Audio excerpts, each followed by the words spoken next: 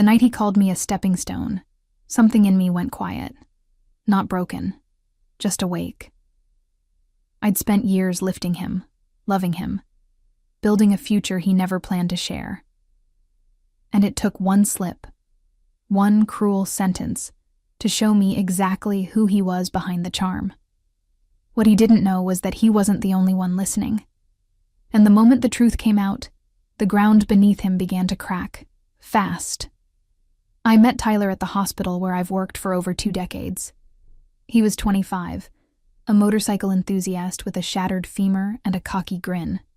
And I, 45, a trauma nurse, long divorced and not looking for trouble. I thought he was just another flirty patient charming his way through boredom. But he wasn't like the others. He listened. He joked. He noticed things. "You're too calm," he said once. "It's comforting." He wasn't flirting to pass time. After his discharge, he waited for me outside the hospital with flowers and coffee. "I told you," he said, "I was serious." 6 months later, I married him. Tyler talked about starting over. After his father died the year before, his mother received an insurance payout. Tyler said it opened his eyes that he didn't want to drift through life anymore. He wanted to become a teacher like his mom. It moved me. Here was a young man with drive and pain and passion asking me to believe in him. So I did. I supported him through his college applications, paid the fees, bought the books, cooked the meals. While I worked grueling night shifts at the hospital, he stayed home to study. He had no job, no income, no credit, no responsibilities. But I didn't mind. I thought love meant lifting someone while they built their wings. 2 years in, his mother, Marissa, invited us over for dinner. She was a public school teacher, poised, practical, well-liked by her community. "I've got an idea," she said over dessert. "I inherited that vacant lot from your father. It's just sitting there. You two should build a home. Make it yours." Tyler's eyes lit up. "Our own place." "We can afford it," I said. "I've been saving. Building would cost around $500,000. Marissa offered $170,000 from the insurance money. I agreed to cover the rest, $330,000 from my savings account. Tyler didn't contribute financially, but he talked about design and colors and yard space, like a child planning a dream castle. When it came time for paperwork, Marissa spoke up. "You know, we should put the house under Tyler's name. He doesn't have a credit profile yet. This could help him build it." I frowned, "But I'm paying for most of it." "I know," she said calmly, "but legally it'll help him in the long run. And it's not like he's going to sell it or anything. You're married." I hesitated. I didn't like it, but I also didn't want to seem controlling. Tyler was my husband. His mother was kind to me, and I wanted him to feel equal, respected. "Okay," I said, "just as long as he knows what this means." Marissa smiled. "Of course, you're building your life together." The house was finished 6 months later. It was beautiful. White walls, warm oak floors, floor-to-ceiling windows. It smelled like paint and promises. We moved in and celebrated with takeout pizza and wine on the floor of our empty living room. "I'm going to make you proud," Tyler said that night, kissing my forehead. But 6 months later, he changed. He got quieter, distant. And then one morning, as I finished my night shift and set coffee on the table, he sat me down. "There's something I've been thinking about," he began. He looked serious, like he was about to confess a crime. "I want to apply for some grant programs," he said. "For school. But I can't. Not while we're married," I blinked. "Why?" He hesitated, then continued. "Most grants are income-based, and because of your salary, I'm ineligible. They expect spouses to share finances, so technically I don't qualify." "Okay, so what do we do?" "We get divorced," he said. I almost dropped my coffee. "What? Not for real?" he said quickly. "Just on paper temporarily. Once I graduate, we'll remarry. I'm not leaving you. I'm just trying to make this work. I stared at him. You want me to divorce you so you can get free money for school? It's not about free money. It's about independence. I don't want to keep living off you. I want to do something on my own, and this will help me finish faster, cheaper. I swear it's just a technicality. His eyes were pleading, and the worst part, I wanted to believe him. I wanted to believe this wasn't betrayal, but some twisted form of initiative. You'll come back, I asked. As soon as I graduate, he promised. We'll do another ceremony. Just you and me.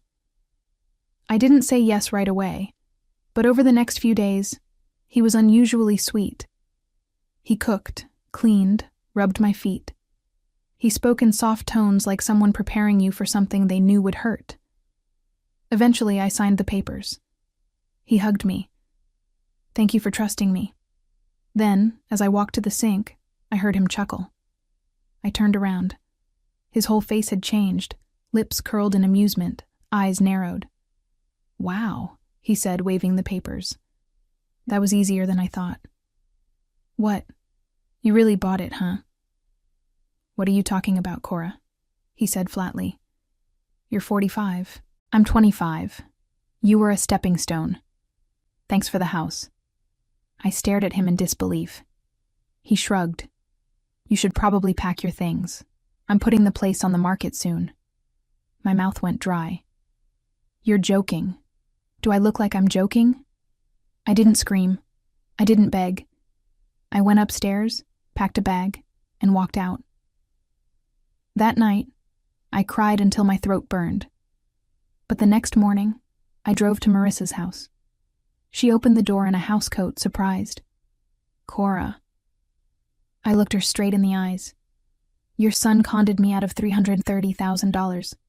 He made me believe in him, then kicked me out of the house I paid for. Her smile disappeared. Come in, she said, her voice suddenly sharp. Tell me everything. Marissa sat across from me at her dining table, stirring her tea like she was trying to make sense of the world. I told her everything. How Tyler convinced me to divorce him for grant eligibility. How he changed the moment I signed the papers. How he threw me out and called the house his own. She didn't interrupt, just listened with growing tension in her jaw. I trusted him, I said finally. I trusted you. She looked up. Cora, I don't know what to say. You don't have to say anything. I'm not asking for money. I'm not asking for revenge. I just thought you should know the kind of man you raised. She exhaled shakily. This doesn't sound like my son, but it is. You just haven't seen this side of him yet. Marissa rubbed her temples. You said he told you the house is his. He said I was just a placeholder. That I bought him a house and he doesn't need me anymore. She fell silent. Then do you think he actually submitted the divorce filing? I don't know. She stood abruptly. Let's find out. We drove together to the house, or rather what used to be my home. Marissa parked 2 houses down. Before I could speak, she touched my arm. You go in first. Let him think you're alone. I want to hear how he talks to you when no one's watching. I hesitated. You really think he'll say something? I think I'll learn more in 5 minutes of silence than in a lifetime of motherly hope. I stepped out of the car, heart pounding. The front door was unlocked. Inside, the house was a mess. Takeout containers on the counter, dirty socks on the floor, blinds half closed. Tyler sat on the couch playing video games, feet up on the coffee table like he hadn't a care in the world. He didn't even glance at me. Oh, look, he muttered. The charity case returns. I took a breath. I need to know. Did you file the papers? He paused the game and turned his head. His expression was drenched in sarcasm. You mean the divorce papers you begged to sign? Yeah. Dropped them off at the clerk's office this morning. Want a copy? So it's official, I said flatly. Yep. You and me? Done. He stood stretched. I got to say, Cora, you were useful. Stable job, good credit, predictable as toast, but I'm 25. I can't waste my prime years babysitting someone who needs a knee brace after Zumba. I stared at him. You're disgusting. No, I'm honest. And now that this house is mine, I can cash out and move somewhere fun. Maybe LA or Miami. Somewhere with sun and girls who don't use words like fiber. Tyler, you're not my wife anymore, Cora. You're just a woman who paid for my foundation. At that moment, Marissa stepped out from the hallway. The color drained from Tyler's face. Mom. She didn't answer right away. She walked past me directly toward him. I heard everything, she said. Tyler fumbled for words. It's not what it sounded like. She cut him off. You lied. You manipulated. You humiliated a woman who loved you and gave you everything. Mom, please. You think this is funny? She snapped. Is this how I raised you? He flinched. I spent 30 years working in classrooms telling kids to be better than the world expected. And you? You're the reason people stop believing in kindness. Okay, I messed up, he said quickly. But she'll be fine. She's tough. She always. Marissa's hand moved fast and sharp. The sound of the slap echoed through the house. Tyler staggered back a step, eyes wide, face burning red. I never thought I'd say this, she said. But you don't deserve to carry your father's name. Mom. She turned to me, voice calm again. Cora, I'm so sorry. I believed he had changed. I thought he was finally growing up. Clearly I was wrong. I swallowed the knot in my throat. It's not your fault. I let him do it. No, she said. You trusted him. That's not the same. Tyler stood frozen like he couldn't decide whether to argue or beg. Marissa turned to him. Get your things. You're coming back to my house. What? He gasped. You're kicking me out of my own home. No, she replied. You're being removed from a house that exists on my land, built with my contribution, and stolen from someone who sacrificed everything for you. But it's in my name. Legally, perhaps.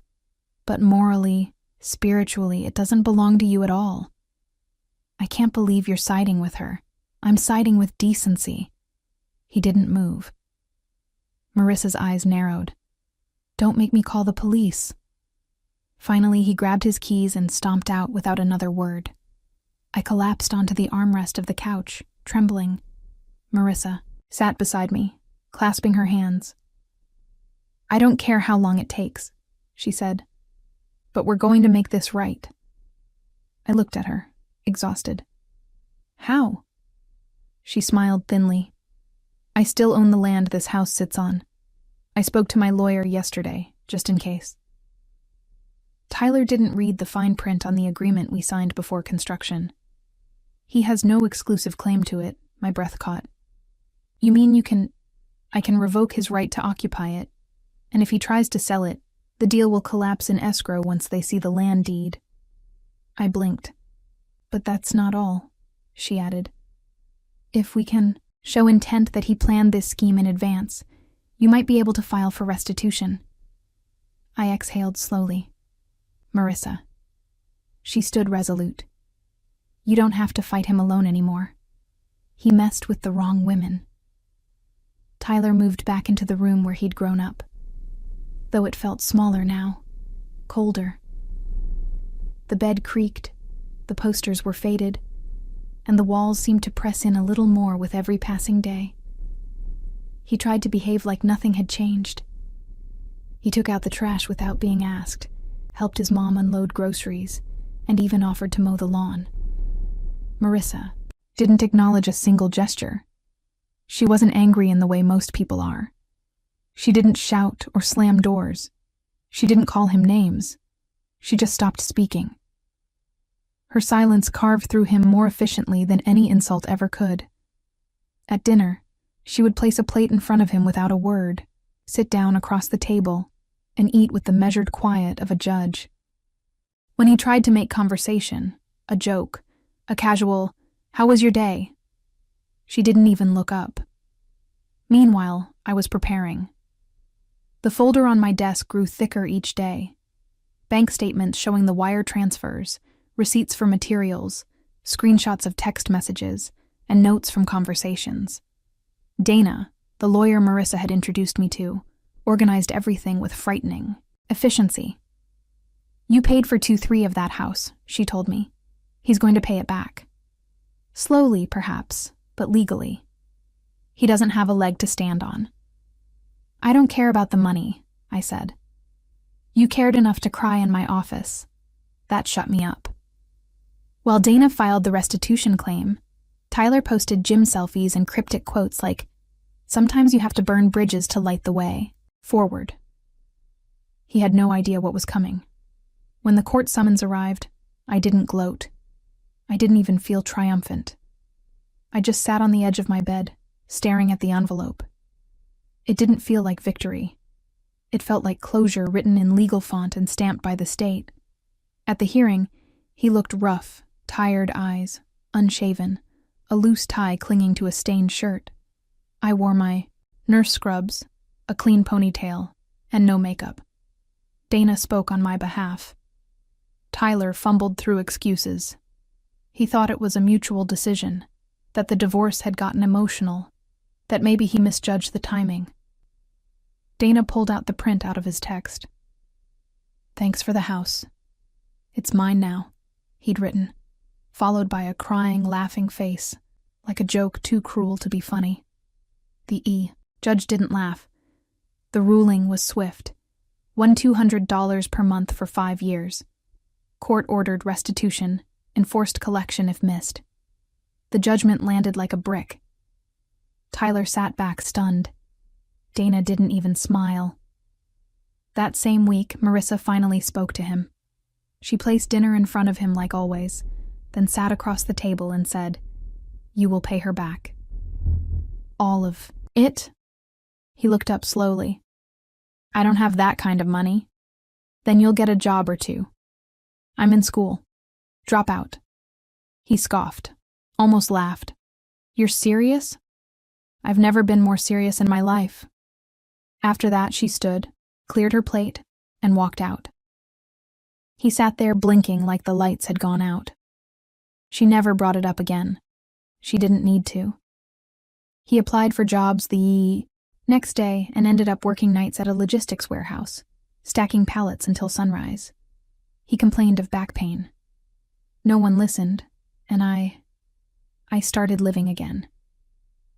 The first restitution check came late, and it was shaky, like his hands had trembled writing it. I used it to buy a new mattress and paid for a full-day spa package. The second one paid for a weekend in Seattle. The third for a language course I never thought I'd take. I danced again.